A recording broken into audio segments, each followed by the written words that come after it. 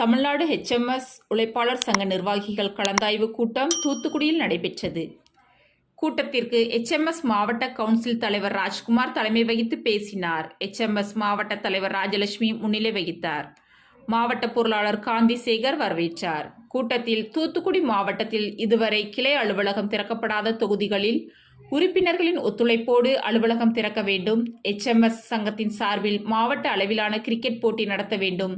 சங்கத்தின் சார்பில் மத்திய மாநில அரசுகளிடம் கோரிக்கைகளை வலியுறுத்தி நடைபெறும் ஆர்ப்பாட்டங்களில் சங்க உறுப்பினர்கள் அனைவரும் கலந்து கொள்ள வேண்டும். மாவட்டத்தில் HMS ஆட்டோ சங்கங்களை அனைத்து பகுதிகளிலும் தொடங்க வேண்டும்.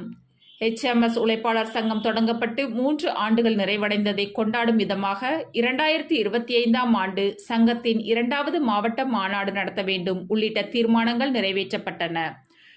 தொடர்ந்து புதிய உறுப்பினர்களுக்கு அடையாள அட்டை வழங்கப்பட்டது.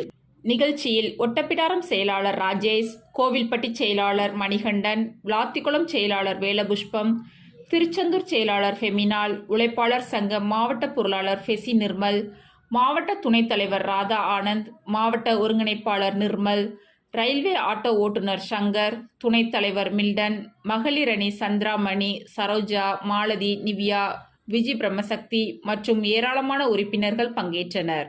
நிறைவாக முத்துராஜ் நன்றி கூறினார்.